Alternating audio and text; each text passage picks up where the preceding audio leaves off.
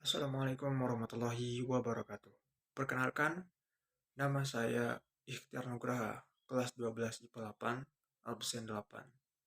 Pada kali ini, saya akan menceritakan buku cerita sejarah yang berjudul Atim si Wartawan Perang. Penasaran dengan kisahnya? Mari kita let's go. Kala pada tahun 1948 di Provinsi Jawa Timur di sebuah desa hidup satu keluarga, yakni Ibu Tameng, Bapak Tameng, Atim, Atam, dan Atmi. Atam adalah anak paling besar di keluarga itu. Atmi adalah anak kedua, dan Atim adalah anak paling kecil di keluarga itu.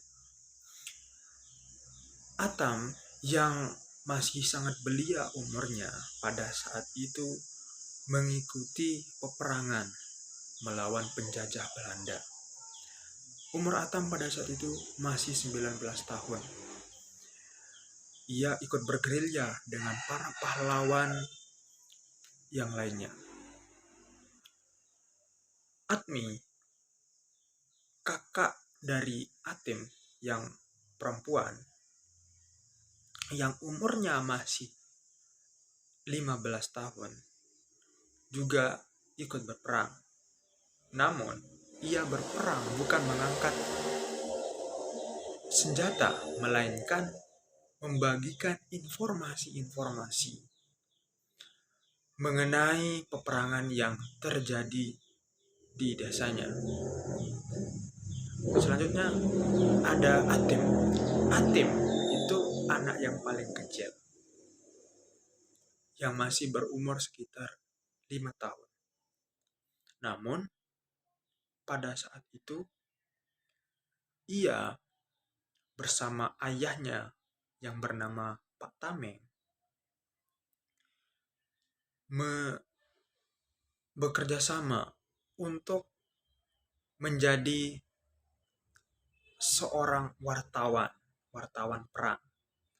Bekerja sama untuk menjadi seorang wartawan perang untuk menyebarkan informasi-informasi kepada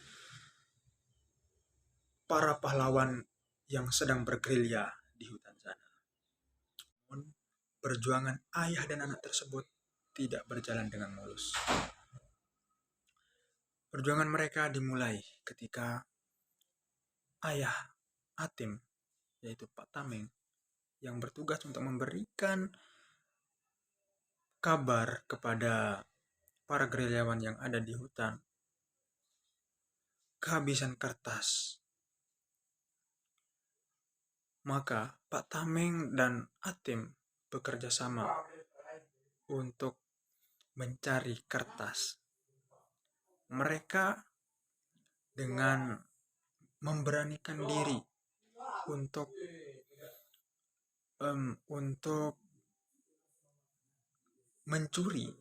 mencuri kertas ke markas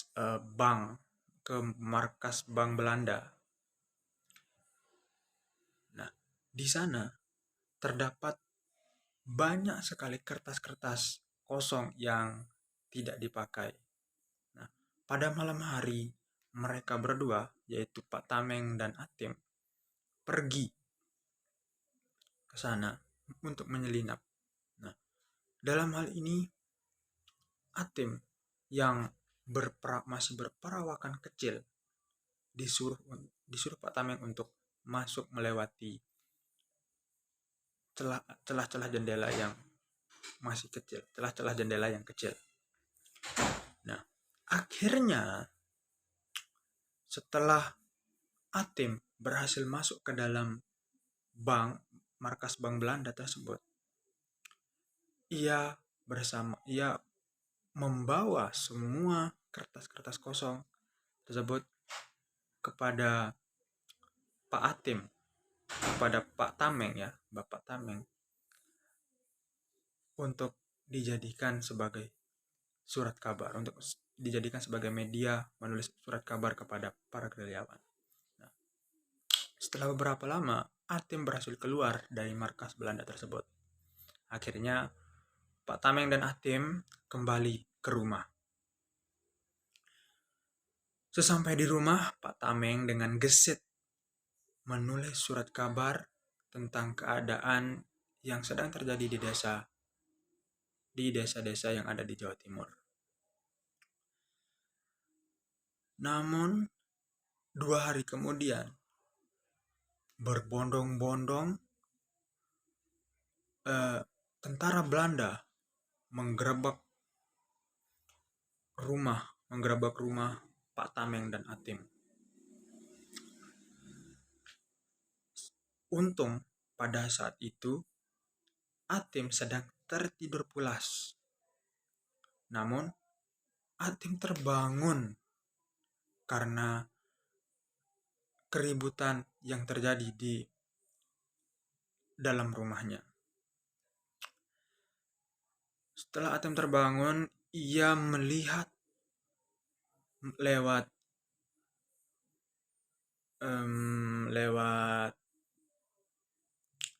pintunya secara sedikit, pintunya yang terbuka sedikit, ia menyaksikan bahwa Pak Tameng diborgol oleh para tentara Belanda, lalu dibawa ke markas tentara Belanda. Namun aksi Atim yang mengintip tersebut diketahui oleh salah satu prajurit Belanda.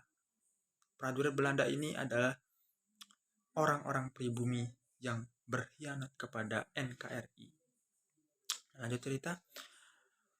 Setelah Atim diketahui akan keberadaannya oleh tentara Belanda tersebut, Atim langsung pergi kabur ke atas langit-langit rumahnya.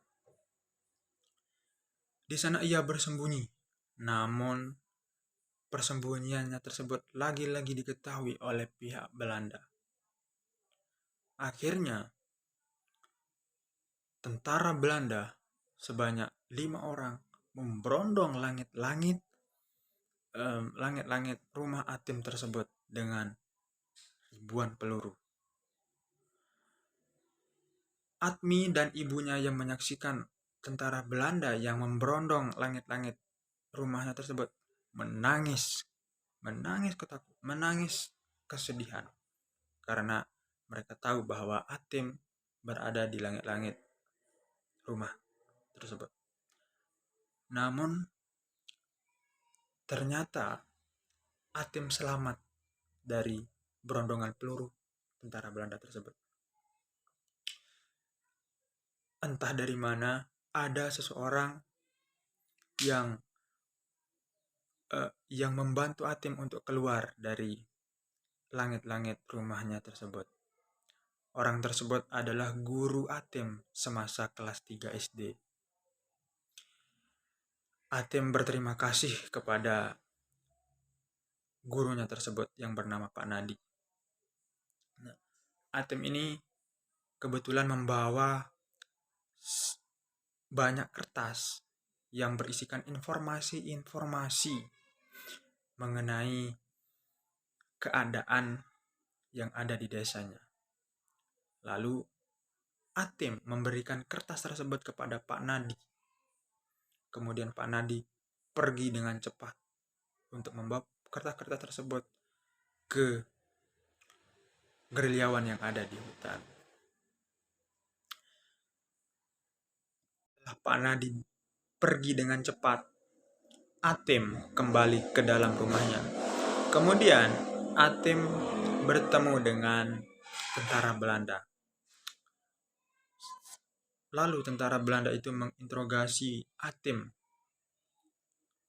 Namun Atim berhasil membohongi para tentara Belanda tersebut bahwasanya ia baru saja pulang dari sawah. Setelah itu tentara Belanda tersebut pergi meninggalkan rumah Atim. Ibunya dan kakaknya yang bernama Atmi itu akhirnya merasa bahagia bahwa Atem masih hidup. Namun di sisi lain, ibu dan kakak Atem sangat sedih karena ayah Atem tertangkap oleh tentara Belanda. Setelah beberapa bulan, Atem bersama kakaknya Atmi pergi mencari kakaknya yang bernama Atam. Setelah mereka bertemu dengan Atam, mereka menceritakan bahwasannya ayahnya yaitu Pak Tameng tertangkap oleh tentara Belanda. Setelah Atam mengetahui kejadian tersebut, akhirnya Atam bersama gerilyawan yang lain pergi ke markas tentara Belanda untuk menyelamatkan ayah Atem. Setibanya Atam bersama gerilyawan yang lain di markas Belanda, mereka berhasil menyerang dan berhasil merebut markas tentara Belanda itu. Kemudian ayah Atem akhirnya terbebaskan. Setelah ayah Atem terbebaskan, Atam bersama gerilyawan yang lainnya membawa Pak Tameng kembali ke rumah. Sesampainya mereka di rumah, mereka disambut oleh senyuman bahagia dari Ibu Tameng karena melihat anak-anaknya bersama dengan Pak Tameng kembali pulang ke rumah dengan selamat. Beberapa bulan kemudian, akhirnya tentara Belanda pergi dari wilayah Jawa Timur. Mereka pun hidup dengan penuh kebahagiaan karena tidak ada lagi tekanan dan rongrongan dari tentara penjajah. Sekian cerita sejarah yang dapat saya sampaikan. Semoga bisa memberikan manfaat yang banyak bagi pendengarnya. Sekian, terima kasih. Wassalamualaikum warahmatullahi wabarakatuh.